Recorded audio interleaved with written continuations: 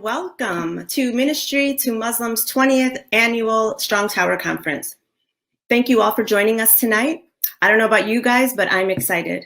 We have some amazing speakers this weekend.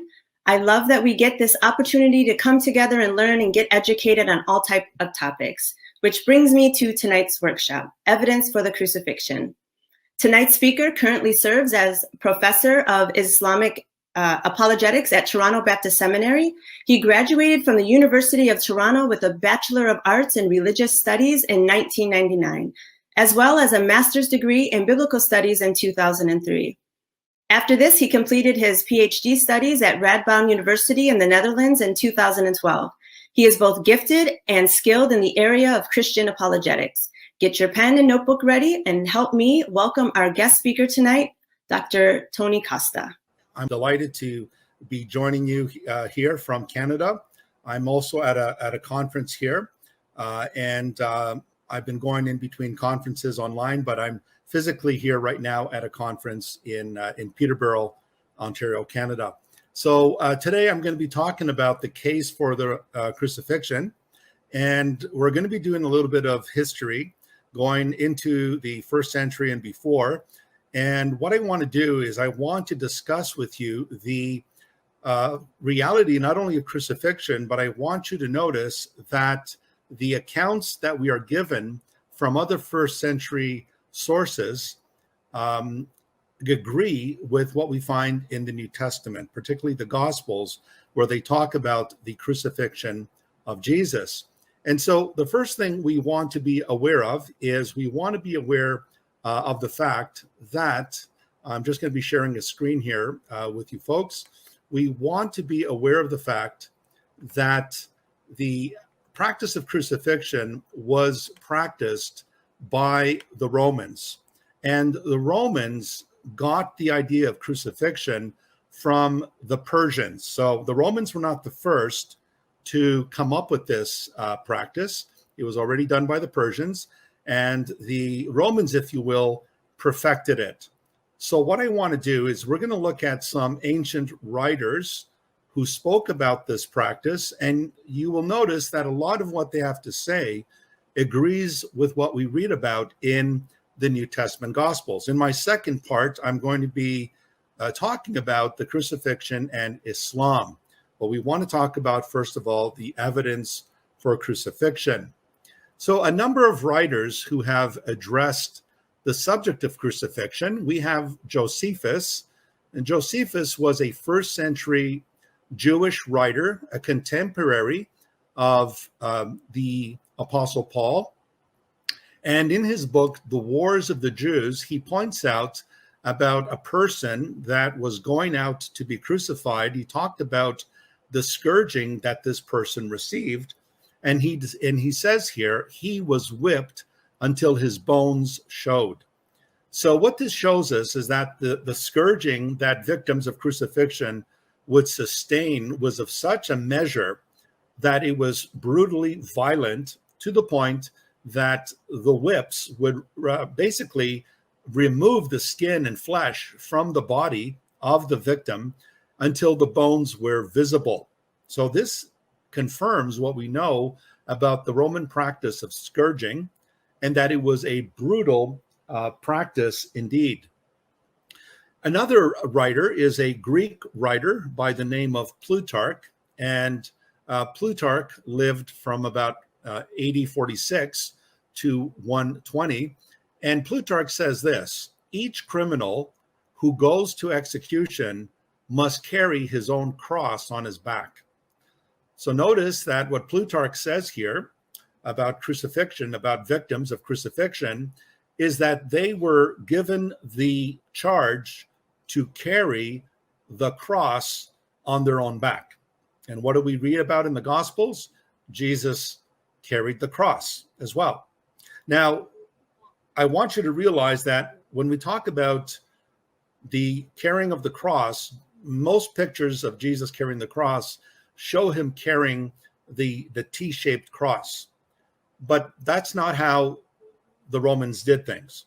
What they did, as we shall see, is the victim would have his arms tied to the horizontal beam of the cross, and he would carry that horizontal beam on his back to the place of execution. And at the place of execution, you had the vertical beam, which was known as the stipe. And what they would do is the person would get to that location, and then they would put them down and nail their hands to the cross beam, the horizontal beam, and then they would raise the victim onto the vertical beam and then nail their feet onto the footrest. And so what we're told here, again, coincides with what we read about in the New Testament. Now, there's another Greek writer by the name of Kiryluk, who lived about 25 BC to AD 50. And so he would have lived through the time period of Jesus and the first century church. And this is what he says. He's talking about 16 men who were charged and convicted and sentenced to death by crucifixion. He says this: 16 men were paraded out, chained together by the foot and neck, each carrying his own cross. The executioners added this grim public spectacle to the punishment as an extra deterrent to anyone thinking about committing the same crime. And so notice here that Kiryluk points out that these 16 prisoners were taken out and they were chained together, but notice they were carrying their own cross, which would be the cross, the horizontal crossbeam on their back. And notice that the Romans, the executioners, the reason why they did this was as a deterrent against those who dared to oppose the authority of Rome. And then we have the Roman writer Seneca at the very bottom there, born in around 4 BC. He's born around the same time Jesus was born.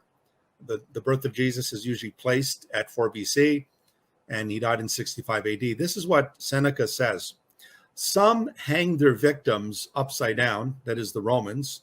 Some impaled them through the private parts. Others stretch out their arms onto forked poles. So this gives you an idea of the brutality of the Roman soldiers. And notice that some of the victims would be hung upside down. Others would be impaled through their private parts. I don't want to get too detailed here, but the idea is that the impalement would be placed through the rectal region and then pierced through the body. So a very gruesome, very ghoulish way of killing people. And notice they also stretched out their arms onto forked poles. And so this would be a case of crucifixion where in some cases the cross would be an X shape and the person would have their arms outstretched onto this X-shaped cross. And according to church tradition, Andrew, the brother of Peter, died in that type of a cross. That's why St. Andrew's cross is an X shape. Now, other important writers, this is Seneca again, but we really want to pay attention to what Seneca says here. He says here, is there such a thing as a person who would actually prefer wasting away in pain on a cross, dying limb by limb, one drop of blood at a time, rather than dying quickly? Would any human being willingly choose to be fastened to that cursed tree, especially after the beating that left him deathly weak, deformed, swelling with vicious welts on shoulders and chest, and struggling to draw every last agonizing breath? Anyone facing such a death would plead to die rather than mount the cross. So notice here that Seneca is talking about the gruesome, excruciating pain that crucified victims would endure. Now, even the word excruciating, if you look at the word we use, excruciating, like I have an excruciating toothache, for example, the word excruciating is a Latin word. It's made up of two Latin words, ex, which means out of, and cruce, which is cross. So excruciating literally means out of the cross. So the pain is out of the cross. That is to say, a very intense pain. So Seneca here basically says that suicide would be preferable to crucifixion. And that's why he talks about this person on the cross wasting away on pain, in pain. Notice he talks about their limbs, the blood, they're dying one drop at a time.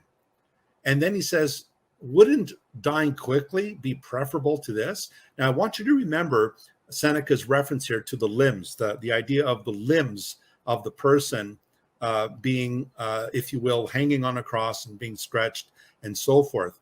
And notice how he talks about the cross as that cursed tree.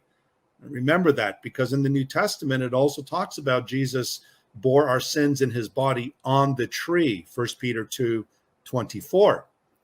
And whoever hangs on a tree, according to Deuteronomy 21, verse 23, is cursed by God. But notice what Seneca also says here.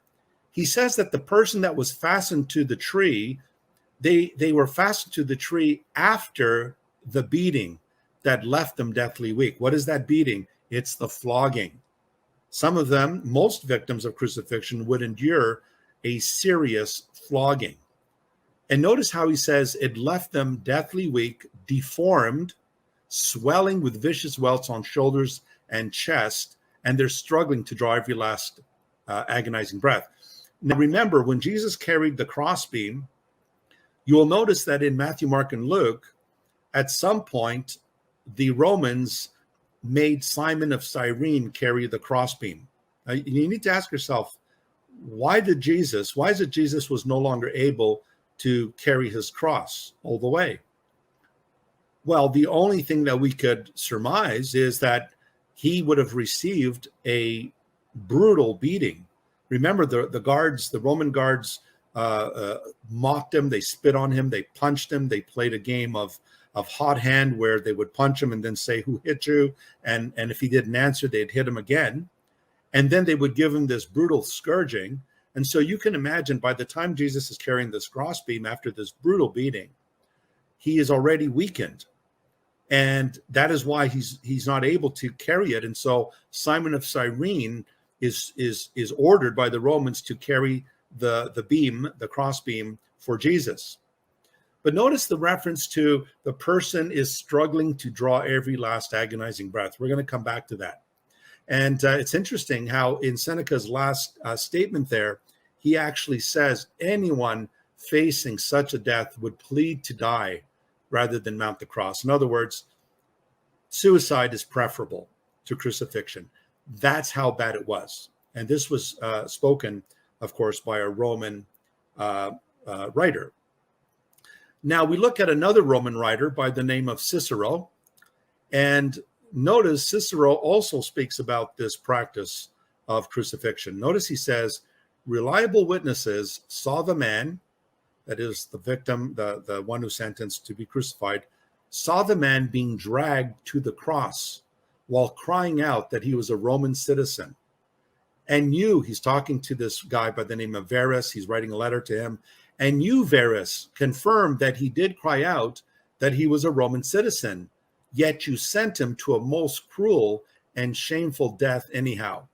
So what Cicero is talking about here is he is saying here that there was a man that was a Roman citizen, and they were dragging him out to be crucified, and he was crying out, I'm a Roman citizen. Now, why is this important? Crucifixion was only reserved for the worst of criminals. It was reserved for insurrectionists.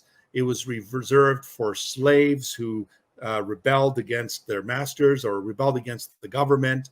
It was made for robbers and just basically marginalized people. But the one person that was exempt from crucifixion was a Roman citizen. And so one of the rights you had as a Roman citizen was you could choose to be executed by beheading, which was fast and mostly merciful in comparison to crucifixion. Do you know anybody in the New Testament who also was an apostle, but was also a Roman citizen by birth? Well, yeah, that was the Apostle Paul. Remember, Paul was a Roman citizen, and that's why in the book of Acts, if you remember, Paul pleads he appeals to Caesar, and he is sent off to Rome to stand trial in Rome. And that's where Paul ends up in Acts 28. He's under house arrest in Rome, awaiting his trial. But because he was a Roman citizen, according to church tradition, Paul was executed by beheading. So Paul was beheaded. Now, in the case of Peter, according to church tradition, Peter was crucified upside down. Now, of course, Peter was crucified because he was not a Roman citizen. There are some exceptions where Roman citizens were crucified, but that was for very, very treasonous crimes, like trying to kill the emperor, for example. But notice what Cicero says here. Cicero is pointing out here that a Roman citizen is not supposed to be crucified. It's against the law to crucify a Roman citizen. And so he mentions that here in this quote, and he chides his friend Verus for doing nothing about it. But notice how Cicero refers to crucifixion here as a cruel and shameful death. Now, notice that this agrees with what we read about in the New Testament. Remember, Paul said that the preaching of the cross is a stumbling block to Jews. It is foolishness, but it is also a stumbling block to Jews. Now, why would the crucifixion of Jesus be a stumbling block to the Jews? It's a stumbling block because they couldn't conceive that their messianic king, how could the Messiah, the anointed one of God, the King of Israel, how could the Messiah die the death of a common criminal? And not just the death of a common criminal, but the most shameful and cruel types of death, which is crucifixion. And so this is why Paul says that the crucified Christ, the message of the crucified Christ, is a stumbling block to the Jews because they just can't get their heads around the fact that the Messiah would die such a cruel and violent death. So notice that so far we have found that there's nothing that we've read from these ancient writers that says anything contrary to what we read about in the New Testament. And then we have the Jewish historian, again, Josephus. And Josephus also recounts for us in his book, The Wars of the Jews. He says this, and I quote, he's referring here to AD 70, when the temple in Jerusalem was destroyed by the Romans. Notice what he says here. Every day, Roman soldiers caught 500 Jews or more. The soldiers, driven by their hatred of the Jews, nailed them to crosses. They nailed them in many different positions to entertain themselves and to horrify the Jews watching this spectacle from inside the walled city of Jerusalem. In time, the soldiers ran out of wood for crosses and room for crosses, even if they had found more wood. So notice the brutality here. 500 Jewish men are taken, and the soldiers, driven by hatred, nailed them to 500 crosses. And notice how they nailed them in different positions to mock them and to entertain them, and as a means to horrify those who watched. And notice that this bloodbath was so severe that the soldiers ran out of wood for crosses. That's how severe it was. So in the first century, you need to realize Jesus was not the only person who was crucified. There were hundreds and even thousands of Jews and others who were crucified by the Romans. And so it was not unusual to go by the walls of Jerusalem, outside the walls of Jerusalem. It was not unusual to see crosses along the road with people hanging on them. And the Romans deliberately did that to instill fear on those who would mess with Rome. In other words, this is what's going to happen to you if you mess with Rome. Now, let's get into some details about the methods that the Romans used in crucifixion. If you notice here to the left, you will notice there's a typical Roman whip, sometimes called the cat o' nine tails. The Roman whip was made up of a wooden handle with leather tongs, And on these leather thongs, they would attach these metal balls to it, and small pieces of bone and sharp pieces of bone would be attached to it. This was known as the flagrum. The victim, as you see in the middle, the victim would be disrobed or stripped of their clothes. They would be stark naked. They would tie their hands to the post, and the Roman legionnaire would take the flagrum, as you see on the left there, and strike it on the back of the victim. But you'll notice, because the flagrum or the whip has these small pieces of bone and metal balls, what it does is it creates bruises on the body, and the bones, the pieces of bone, lacerate the skin. And so as you can see, the victim there, his back is completely stripped or lacerated. His back would have been fully bruised from the metal balls that are on the flagrum. And on the far right corner, you will see the direction of the whip. It would be towards the center of the spine. And in some cases, and notice the buttocks would also be exposed. So the buttocks would also be lacerated, as well as the legs. So if you look at the legs of the victim, the legs would also be lacerated. Now, in the Jewish whipping, according to the law of Moses, a person who is punished and is to receive a scourge, the Jewish law says that it's 40 stripes minus one, which means the reason why it's 40 stripes minus one is just in case the person miscounted.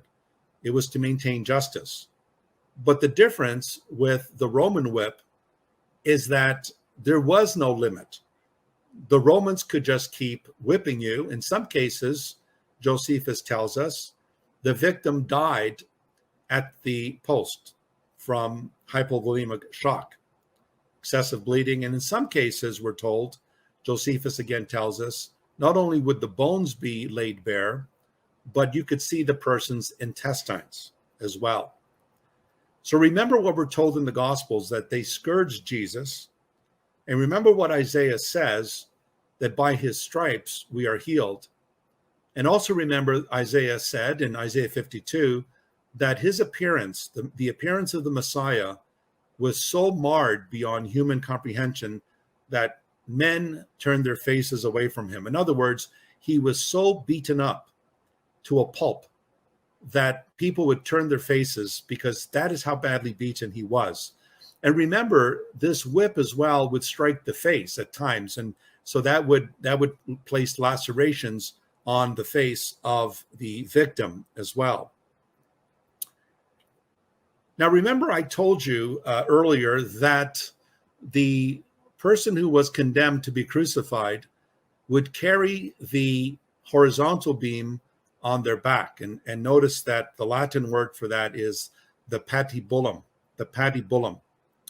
Notice the victim has his arms tied to the horizontal beam, and the victim is forced to carry. Now remember, after being severely scourged and whipped, the victim has this wooden horizontal beam placed on their back. You can imagine the pain as that wood is being rubbed against the back after it's been lacerated.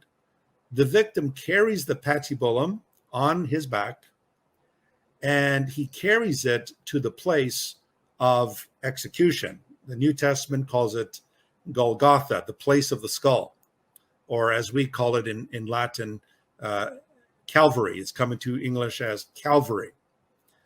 And you'll notice the stipes there. If you look to the left of that victim carrying the horizontal beam, you'll notice the stipes.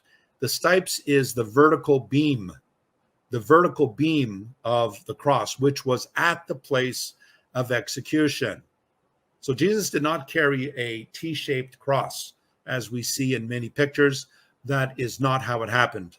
So be very careful. Pictures are very misleading, and a lot of them are just not based according to fact.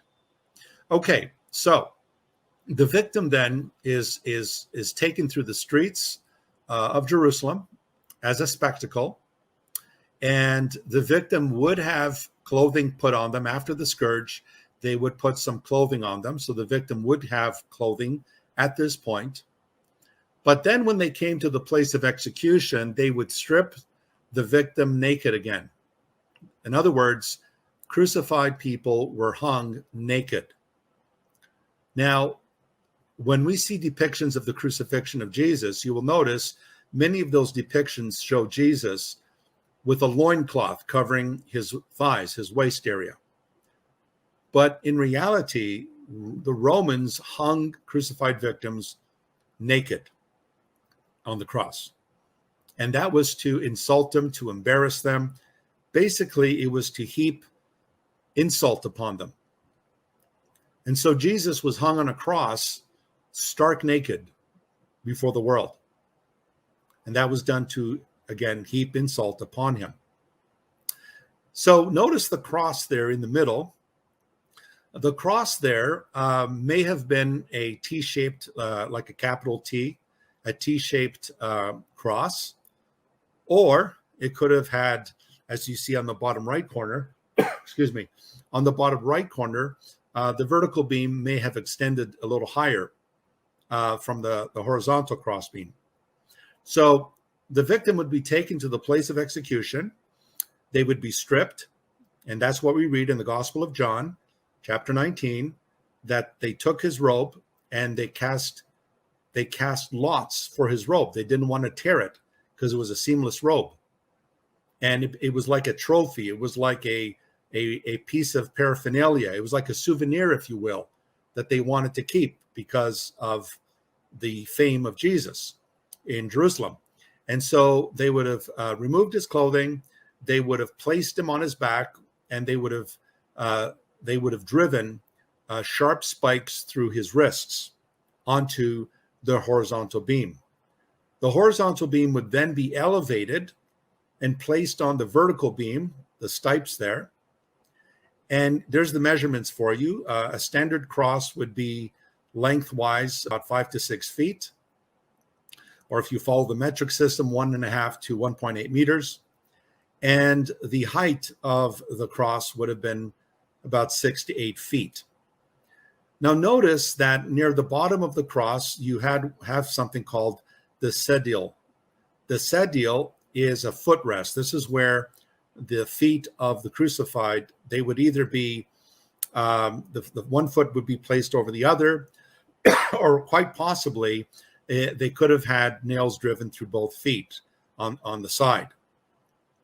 The other thing that they would also have is they would have a charge that would be placed above their head called the titulus. And that's what you see on the right there, the titulus. And on the titulus, you would have the name of the convicted criminal and the charge. So if you look at the right top reading, that is Hebrew. And what it says there, if you look at the top there, it's read from right to left. It says Yeshua ha-netzer melech ha-Yudim. That is, Jesus of Nazareth, the King of the Jews. In the second inscription, you have the Latin Jesus Nazarenos Rex Iuderum, Jesus of Nazareth, the King of the Jews. And then you would have it in Greek at the bottom, Jesus ho Nazareos ho Basilios ton Huodeon. Now, where do we get this from? This comes from the Gospel of John, chapter 19. It tells us that the titulus, the charge above Jesus' head, was written in 3 languages, Hebrew, in Latin, and in Greek. And so the use of the titulus, again, is not something that is unusual. It is something that was used to state what the charge was against the crucified victim. Now, the figure that you see here on the cross, this is to represent or to show you part of the agony of crucifixion. The first thing we want to notice is that one of the the difficult things about crucifixion is the difficulty to breathe. And so what happens is the person on the left is hunched over. You'll notice the legs go forward. And as a result, the rib cage, if you look at the rib cage caves in. So in order to breathe, the person has to push up on their feet, which would cause incredible pain, not just on their feet, but their wrists. Because in order to breathe and expand the rib cage, you have to push yourself up, as you see on the figure there on the right, in order to breathe. And so the inhalation, breathing in, and the exhalation, the breathing out, was absolute torture. And eventually what would happen is the person would become so weak after breathing in, breathing out, pushing themselves up, and then coming back down, pushing themselves up, coming back down. Eventually what would happen is the lungs would collapse, and the heart, as we will see, the heart would rupture. And that is why most deaths by crucifixion result in what we call asphyxiation. Asphyxiation. Basically, they can't breathe anymore. They asphyxiate because of the constant movement up and down, and then due to weakness and pain, the victim can no longer breathe any longer. And so many of them would just suffocate to death or have a heart attack, what we call a cardiac arrest. Now, what would happen to a person that keeps hanging like this? Because of gravity, their limbs or their joints would go out of place, which would cause additional excruciating pain. Now, why is this important? Well, if you read Psalm 22, which is a messianic psalm, it says, "They pierced my hands and my feet." But then it says, "All my bones are out of joint." All my bones are out of joint. And it talks about my heart melts like wax within me.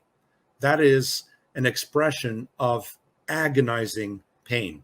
The heart feels like it's on fire, and that's because the heart is rapidly beating because it needs oxygen. If the lungs do not obtain enough oxygen, then the heart begins to beat rapidly because the heart needs oxygen to travel through the blood, to enter in through the chambers of the heart and so forth, the ventricles of the heart. And so what ends up happening is the bones come out of joint because of the gravity. So notice the Messianic Psalm 22 was being fulfilled on that first Good Friday. His bones were out of joint. It says they could count all my bones.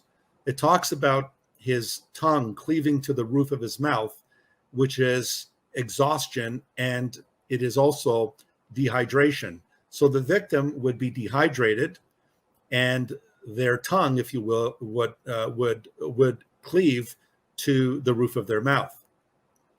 Now, the other thing you also want to be aware of here is that the victim, of course, was not clothed. The victim would be exposed.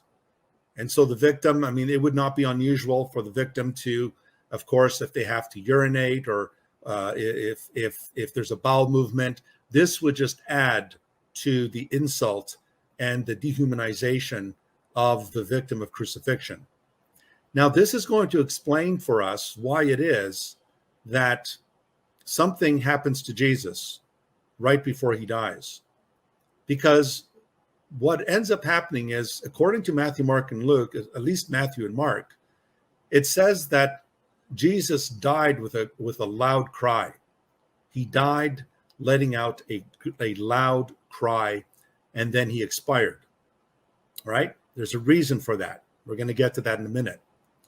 The other thing you want to be aware of is the fact that when the Greek word for hands also includes the forearm. So anything from the fingers up to the elbow is the same Greek word.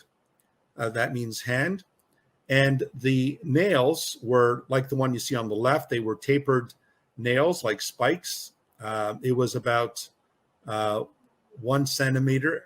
The head was 1 centimeter, which is a small fraction in terms of inches, but it was about 5 to 7 inches long.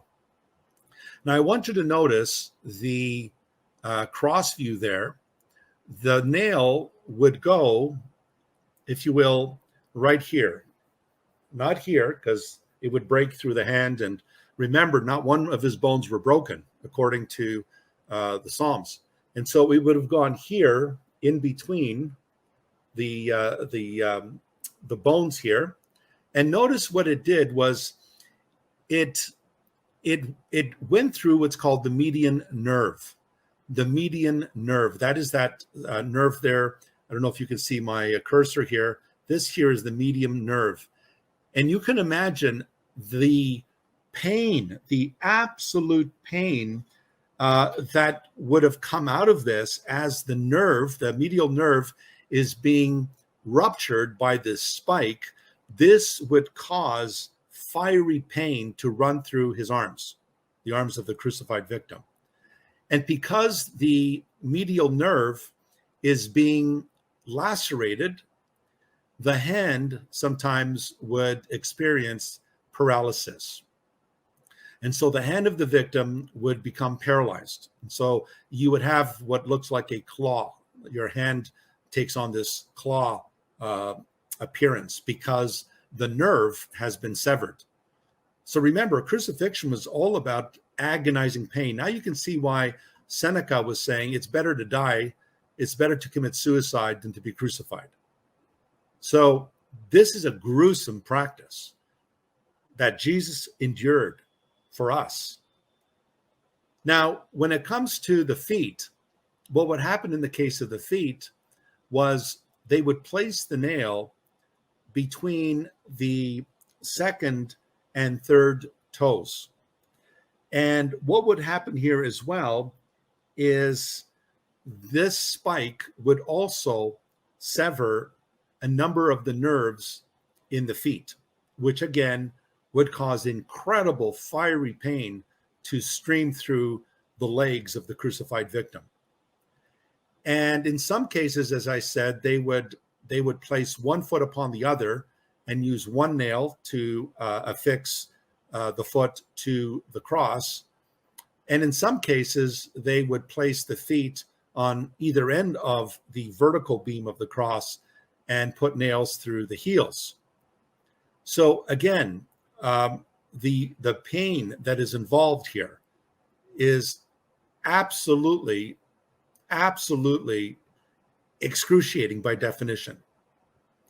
So maximum pain, maximum penalty, that was the way that the Romans did things. Now, remember I was talking earlier about some victims would be crucified with the nails put through their heels. Now, what you see in front of you here, the right one is an actual archaeological find. The one on the left is it's basically a reconstruction. What you see there on the right is the heel bone of a crucified victim that was discovered in 1969 in Jerusalem in an ossuary. An ossuary is a bone coffin where after Jews buried the dead and the bones were left, the flesh had rotted out, they would take the bones of the deceased and place them in a bone coffin. That's why it's called an ossuary, for bone in Latin. And so ossuaries were used until the end of the 1st century. So we know the date of this ossuary. And archaeologists discovered that inside this ossuary was the skeletal remains of a Jewish man by the name of Yohanan, which is the Hebrew word for John. And what they discovered was that they even knew his occupation. He was a baker by trade, and he was buried in a family tomb. His ossuary was in a family tomb. Now, why is that important? Well, it's important because we're told that Jesus, being poor, of course, he did not have his own tomb, but his disciple Joseph of Arimathea had a family tomb and placed him in there. The other thing we learned from this archaeological discovery is that you could still see the nail stuck inside the heel bone of this victim. Before 1969, many people doubted whether the Romans used nails or not in crucifixion. They thought that they just impaled people with ropes, excuse me, and that they did not use nails. Well, after this discovery in 1969, they backed off and acknowledged that indeed the Romans did use nails to crucify people. And the reason why they couldn't remove that nail was because if you look at the left reconstruction, the nail bent when they nailed it into the side of the stipe or the vertical beam of the cross. It bent, and they couldn't remove it. They also used a washer. You could see it on the left side. That wooden piece is a washer. It would have been used with olive wood. You can see a little bit of it on the right, but it's very deteriorated, decomposed. But what this demonstrates to us is that, yes, nails were used in crucifixion, and crucified victims, if they had families, their bodies would be given to the family members, and the remains, the dead, would be placed in their family tombs. Now, let's talk about the heart under crucifixion. Remember, I told you that in the book of Psalms, in Psalm 22, it points out that it says, "My heart is melting within me." On the left side, that's what a normal heart looks like. But I want you to notice that thin layer that you see around the heart.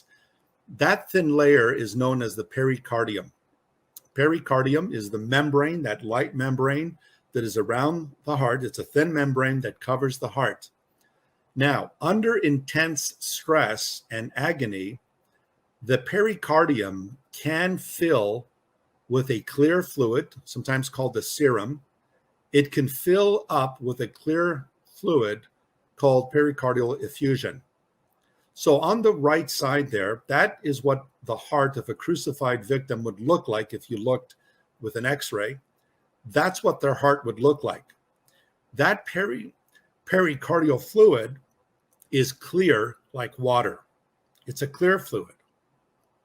Now remember what John tells us. In John 19, what does he tell us?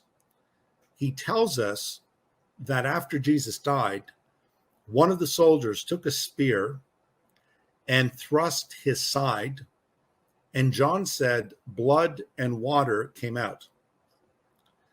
Now, for many, many centuries, that puzzled a lot of people. What's this water?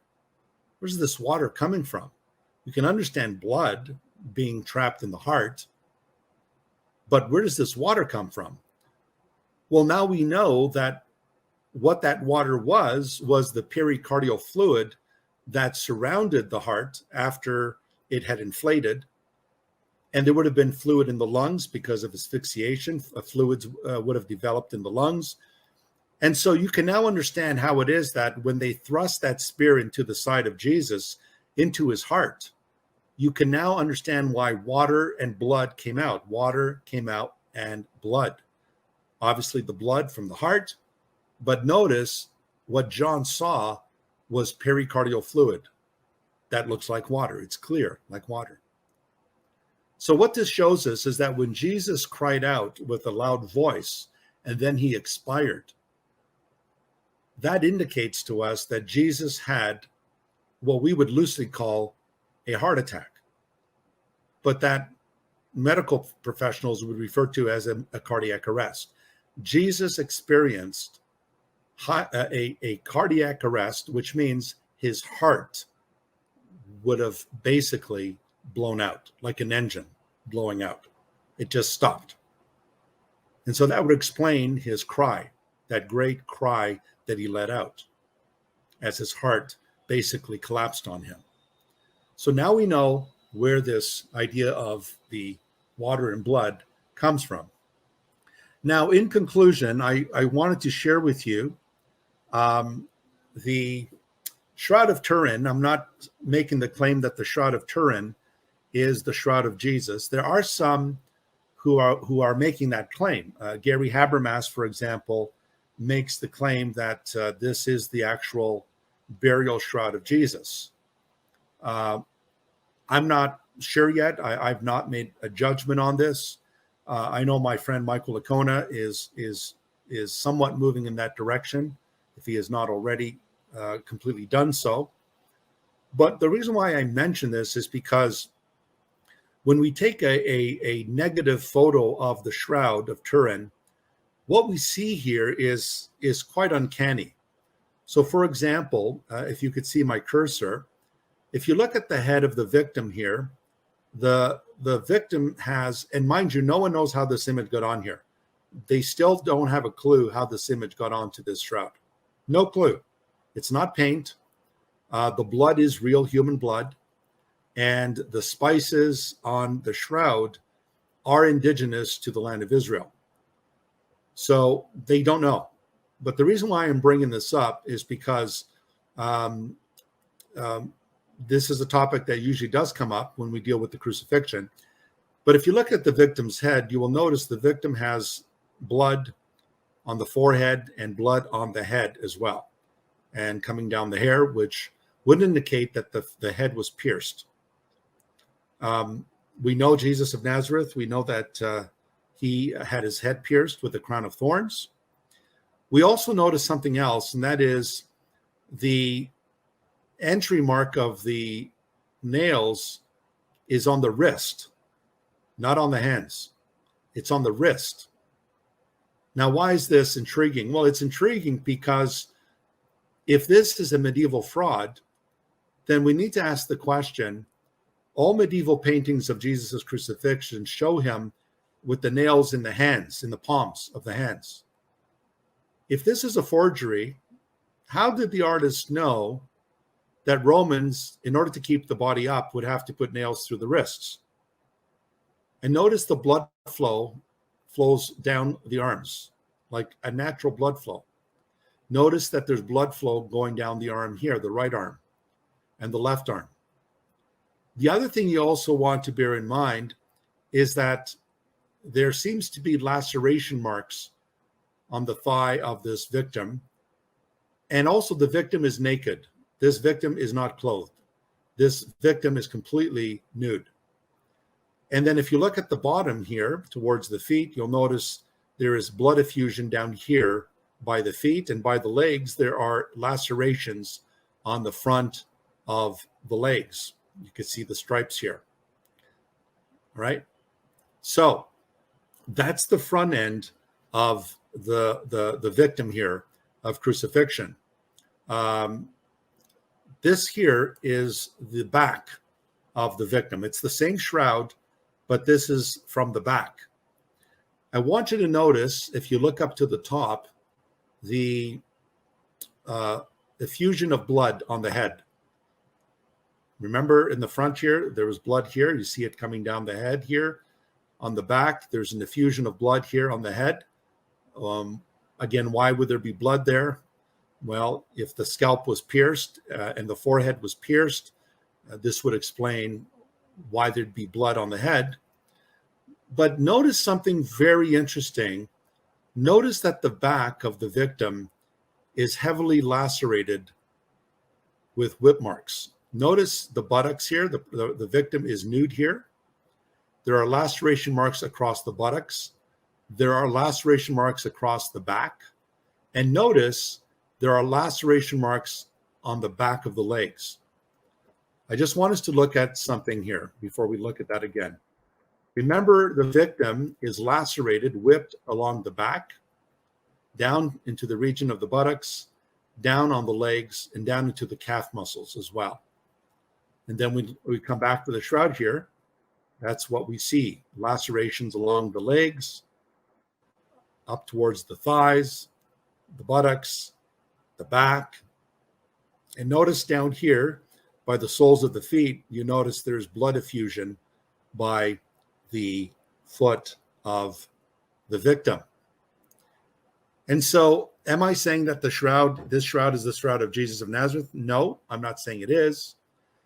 But what I'm saying is whoever did this did a pretty interesting job of presenting something that is not usual. That is not in sync with what we find in medieval art or Christian iconography. What is also interesting about this is that no one has been able to explain how this image got on the shroud. No one. The closest someone said that the only thing that would have been able to leave a negative imprint like this on this fabric would have had to be something with intense radioactive heat. That is, it would be like radiation going through this fabric.